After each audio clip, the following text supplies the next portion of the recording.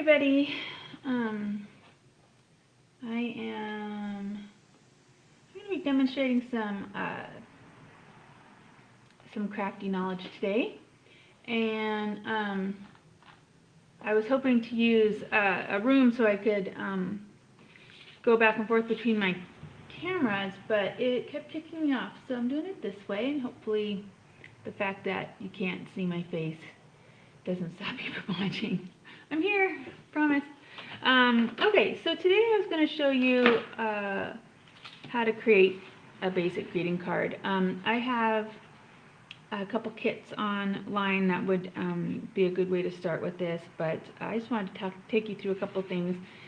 This one is a collage card, so I collaged first and then I put this little strip down with the sentiment on it. The one I'm going to do today is a little different from that, but so I'm going to be using my VersaFine Claire, which I love. I'm going to be using an All and Create stamp for the background, and then I'm going to be using their sentiment stamp. Actually, I think this is a darkroom door sentiment stamp. You can see it's unmounted, and I haven't bothered to peel it back and make it clingy because I'm not going to use it with a stamp block today. And then I'm going to do a little embossing just because at some point I'm going to throw down some watercolor paints, and I want you to see how embossing helps keep the image crisp.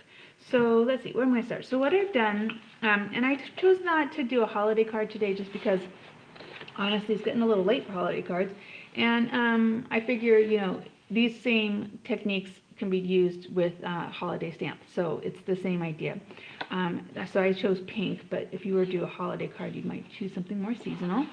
And then I chose, this is a 100-pound cardstock. This is my go-to cardstock in the shop. I buy it bulk, actually. And then I cut a strip of the matching color to be my strip across the top, but I'm going to show you a couple different things that I can do with that. And so I'm going to start by opening this. This size of All and Create stamps has a bunch of different images. This particular one has a bunch of images in it, and then I have a bunch that are this size that are different. This is hexagonal tiles. Ugh. Let's see. And I'm just gonna lean back and pull out one of my acrylic blocks. This is one I've had around for a long time. I actually sell a really great set of these. I think it's actually in the kit that you can buy that has all of these elements in it, and it's from Tim Holtz, and it's got like 10 different sizes, 20 different sizes, and it goes everywhere, everything from teeny tiny to large format, which would hold these stamps and this stamp in particular really well.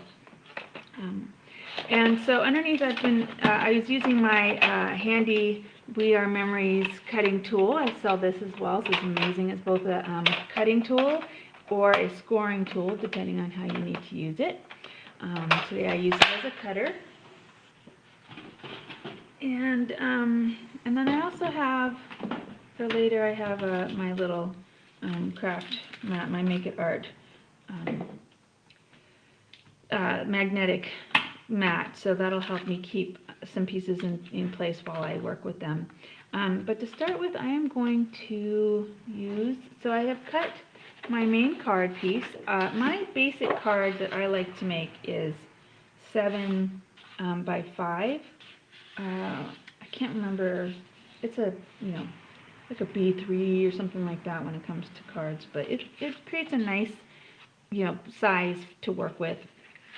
And then I've cut a piece to go on top of it that is 6 3/4 by 4 3/4. So basically it's going to give me 1/8 of an inch border all the way around. And I really like how that feels in terms of like how much color it shows around the outside. You can get thinner if you want, but it gets a little tricky. You could also go thicker if you like to see more of the color behind it. So what I'm going to do is open my stamps, and if you're new to stamping, it's worth knowing, sorry for the noise, it's worth knowing that this is a polymer stamp, these clear stamps, and they are cling stamps, so they're meant to be used with an acrylic block to hold them. There are a lot of advantages to these. One, they're cheaper and you usually get more images per set, but also you can see the image through it. So, you know, even when you pull it off and put it on your acrylic block, you're still going to be able to see the image. So it really helps in terms of placement and eyeballing things, and I'll show you that in a minute. This particular block and the ones that I sell from Tim Holtz have a grid on them, which is really helpful. Okay, so I want to also note this is also a cling stamp, but this is a red rubber cling stamp, so the cling surface is opaque, so you can't see through it. And so that makes a big difference because in terms of placement and things like that, it's a little trickier. Not impossible, obviously, but trickier. So the reason I got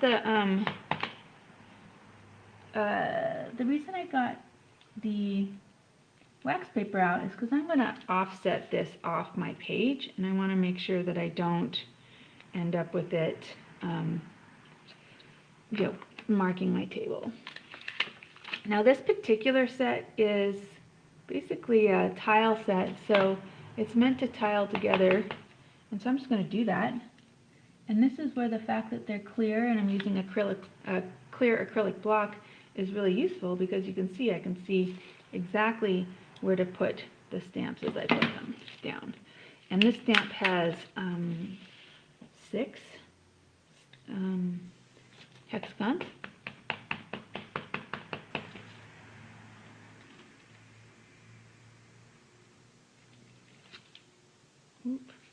So I'm just going to go ahead and let that sit there. If I go back and try to stamp over it, I just know me, I'm going to mess that up royally. So I'm going to let that go.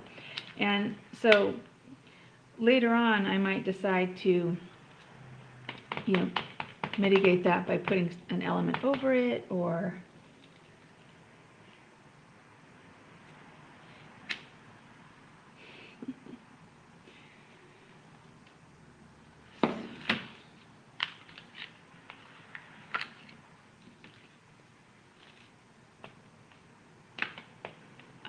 the ink I'm using today is VersaFine. It is my favorite. It gets all these juicy little details out of these stamps, especially with stamps from All and Create and Darkroom Door, some of those ones who have literally almost photo quality stamping images. It can be really frustrating using a low quality stamp ink with them, because you just don't get the image that you want out of it. Up here, just going, ooh, look at that. See, I don't know if you can see all the detail I got out of that stamp. That's pretty remarkable. So I'm just going to do a couple of these little ones just for fun. There we go. Why doesn't that work?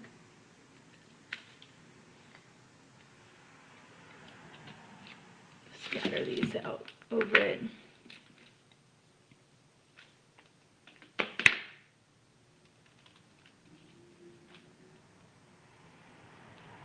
Okay, so there's my stamped images, and I'm going to leave that for now.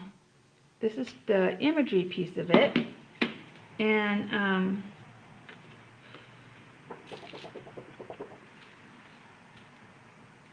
going to go ahead and let that dry a little bit. And in the meantime, I'm going to stamp the sentiments. And so this, because I'm not mounting it, I'm just going to use it the way it is. I'm actually going to ink it this way instead of the other direction, tapping the stamp on it. And I'm going to just eyeball it this way. I've actually left this strip fairly long and fairly wide, just in case I don't get this 100% straight, because if I don't, I'm going to trim it.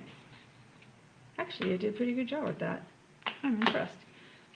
So this is a great stamp, sentiment stamp. Make art, express yourself, life is art, inspiration, one of a kind, fill your cup with creativity, work of art, a sprinkle of imagination, enjoy the process. Be creative, experiment, creativity is contagious, create art, live inspired.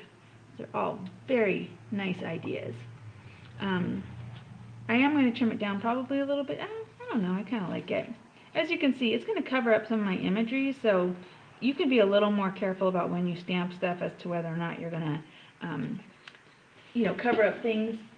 If you're going to bother stamping where things get covered up. I'm going to do something though. I'm going to trim this down just right now. I'm risking a hand cut. I'm not the greatest hand cutter, to be honest.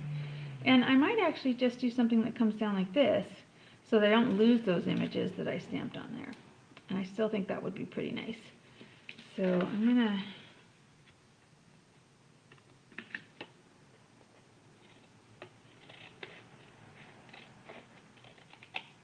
and I've lost a little bit of my word up there, so actually what I'm going to do is just come along and trim it even more so it looks a little less like I just cut off half the stamp.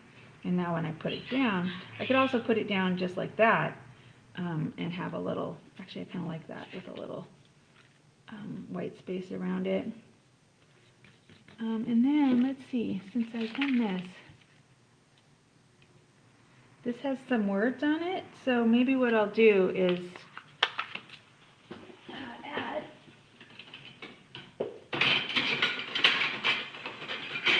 here's one of those Seth Apter stamps. Also, what's nice about them is they're a little smaller, easier to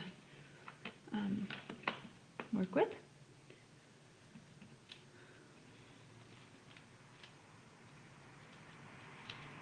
There's the word laugh.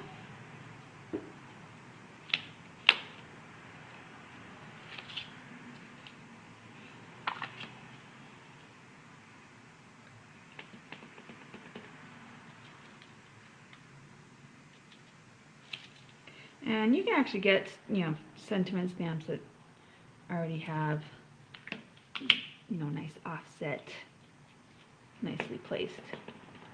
But I like doing it this way. So, now I've filled that out.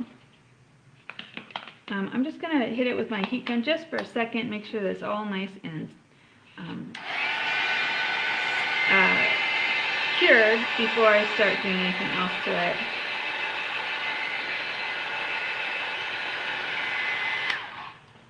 One thing to note is that once I put my piece down like this too, sort of, it's going to fill that corner and it's going to fill, oh boy, I'm making a mess. The one thing about stamping, you've got to be kind of see the person making you about cleaning up yourself or you're going to end up with unfortunate smears. Okay. So I do have a little smear there, so I'm just going to trim the barest amount off the side. Again, it was a little bit of a risk for me. I'm not the greatest hand cutter. That's going to float there, and I like that. All right, but before that, what I'm going to do is add a little color. And I have some trimmings from when I trim the card. So before I put anything down, I'm just going to test it. But this is the Jane Davenport. She has this little thing called the Color Institute. And she has this new stuff coming out that's really fun. Little pigment powders and stuff that I can't bring into the store yet, but she's got them on her website. The Color Institute, and this is her watercolor pen, and this is the Color Lagoon. And with this, I'm just going to come in and do a little sketchy job. I'm not worried about it being completely full. Here's another color, squid ink. Ooh, that's pretty. That's dark though, so I don't know if I want to add that one. This is why you probably want to test them before you pull them out. Here's one called Sandbar. That sounds nice. Yeah, that would be nice for this flower here. Just to add in a little tinge of color, give it some interest. This is Seashell. It's a pretty pink, looks like, yeah, peachy. I'll fill that in there. And then I might just add a little bit of color to some of these. Just a hint. Let's see. this color is Stormy Seas. I'm probably not going to use this color, but I want to just show you how these pens come. This is a watercolor pen, which means that this pod is full of ink, and so to ship them, they make sure that this is sealed. So to unseal it, when you get it, you see it has this yellow band. So you unscrew the top, you take the band off, and then you re-screw it on, and it takes a little bit of oomph, but you screw it all the way to the point where you hear a little bit of a snap, and that you can squeeze and see the liquid. That happened really fast. Push through. Now, yeah, that's what I thought. It's black, so I'm not going to use this on my card, but this is a nice demonstration for you. Let's see, where are her later colors? That's a white.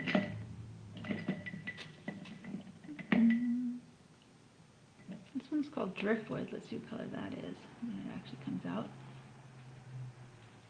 It's okay. Not interesting enough yet. I want something a little poppy. Something that will pop. There's some green. It's very dark again though, so I don't know how dark I want to get.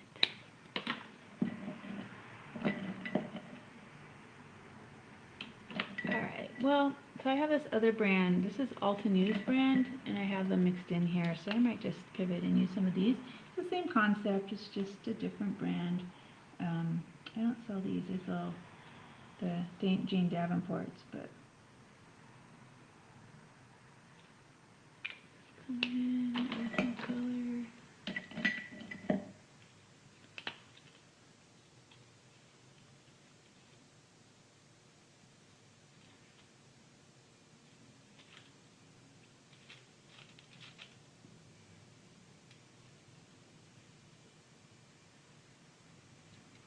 And you know, you can take this as far as you want. You know, you can come in and use shading techniques. You could use color pencils. Alcohol inks would be great for this. You could come in and really add some shading, and the blending techniques that you get out of alcohol inks would work really well with this. And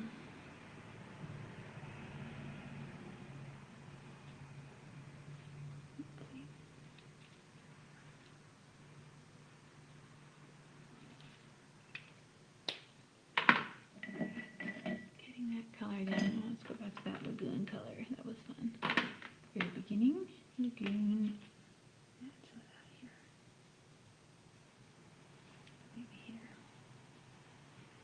I love adding blues to a piece that has a lot of sort of orangey yellows in it. It's a nice contrast. This one is almost a coral color, and this is a good. This lagoon color is a nice offset for that. Throw this down in a couple places. So now I've got some color.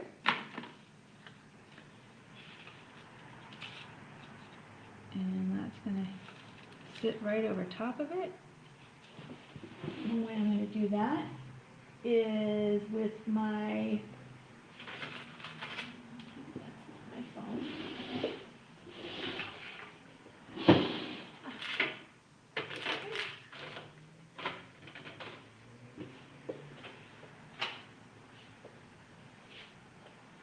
Well, I could dig around for my foam tape.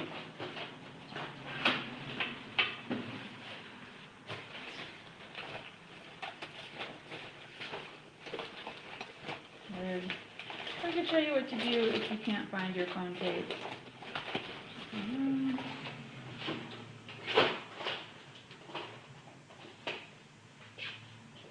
I grabbed the wrong thing thinking it was my foam tape, and it wasn't. It was just this double-sided tape. From Elizabeth Crafts. These are great. They're double-sided, so you pull them up and they have the paper on them and then the tape on the back. So, alright, what to do when you don't have foam? What you do is you cut just the tiniest sliver of paper, and you start by folding it in half, and then folding it the two sides in. Hopefully you can see what I'm doing. create a little box. That's a little high, so I'm going to take it down halfway. I don't know if you can see the box that I've created there. Some overhang. I'm going to cut the overhang off, but I do have a little tab that I'm going to use to tape it.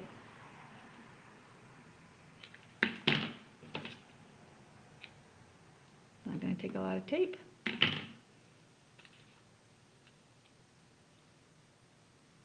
Could also use glue stick for this. That would work.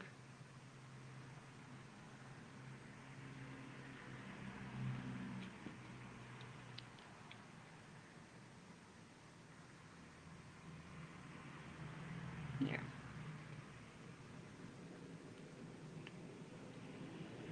Okay. So now, and this does not have to be perfect, but now I have a little piece that I can put on the back to make a little, you know, what's it called? A little bit of structure. Could do the same thing with a larger piece, so that I have a bigger piece to work with. That actually might be better.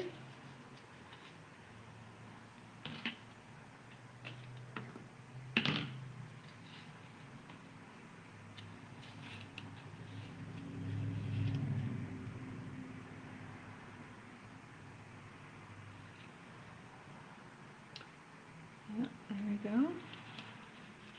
Again, I'm not going to be worried about it being super square or super perfect. I'm just trying to create some space for, you know, some structure for it to sit on. I'm going to put the double-sided tape on the top.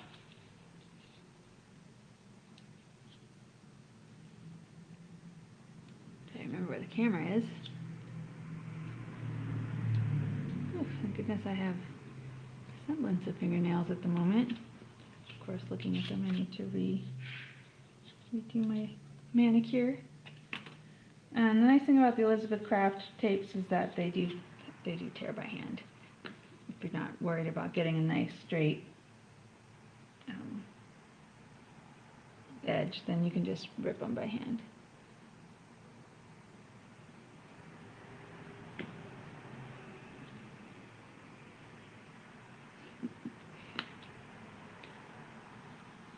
My goodness, it is quiet here today.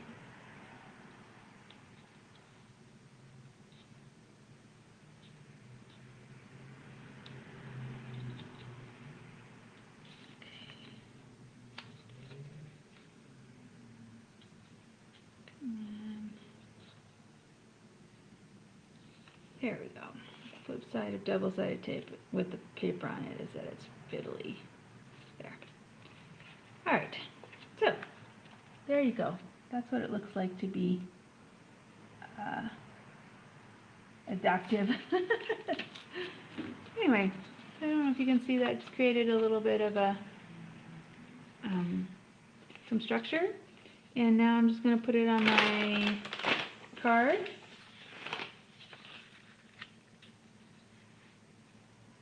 And that I'm going to do with just straight onto the card with the double-sided tape, so you can see how the watercolor soak through. That's another thing about watercolors, they're going to soak through your paper. Not in a bad way, but just know that. So if I had done this straight onto the card and wasn't planning to back it, that would have made, you know, that would have been an impact.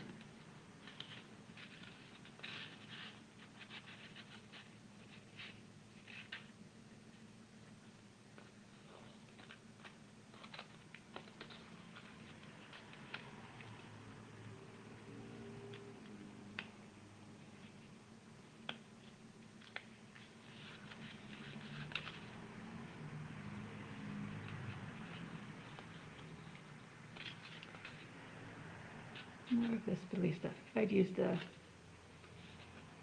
If I had used a glue stick, it would be down already. Worth noting.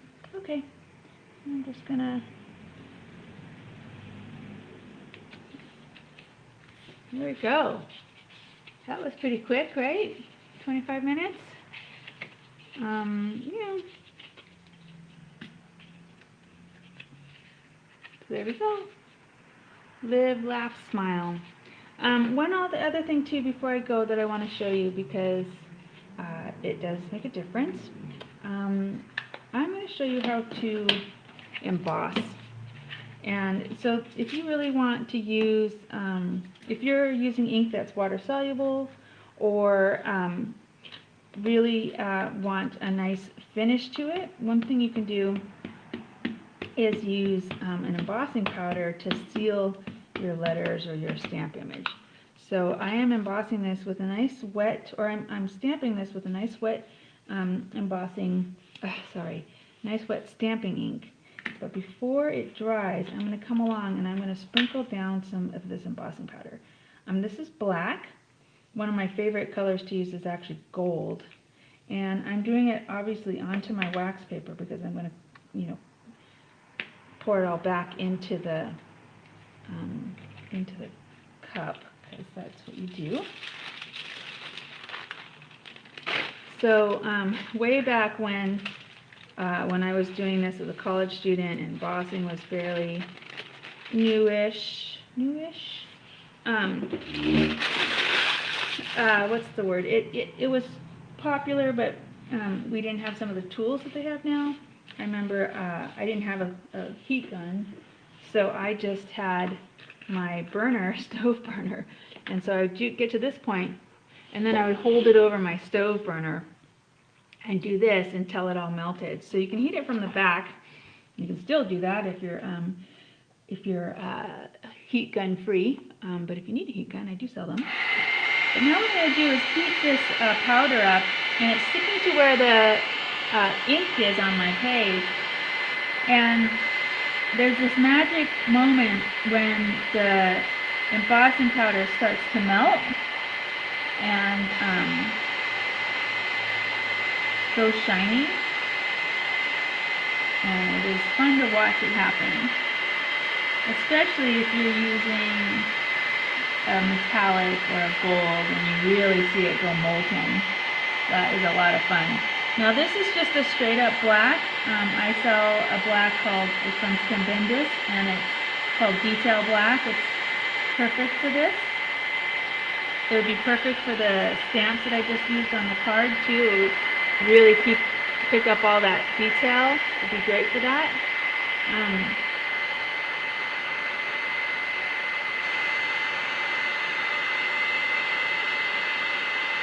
And then you could go ahead and use all sorts of mediums like alcohol inks and watercolor inks and things like that, without having to worry about it smudging or smearing.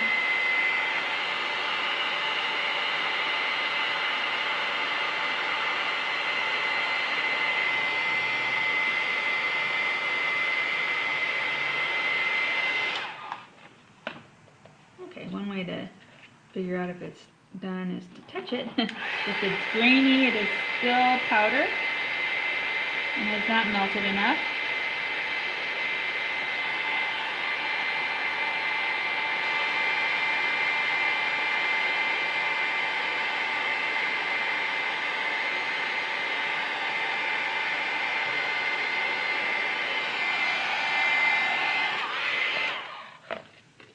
Okay, yeah, I don't know if you can see, hopefully you can see the detail on that, but that it's now a raised surface on top of my card, and I don't have to worry so much about it being smeared or anything like that. So that is one way to, it's also, it would, if I had used it here, it might have filled in some of these spaces from the paper being a little textured underneath. Yeah. So I hope that gives you some ideas. I will put in the comments when I'm finished, I'll put the links to the various kits and supplies that I used, and you can find the links to my shop at craftinessonline.com. I encourage you to check it out. I do curbside, and I'll send shipping, curbside and shipping other choices right now.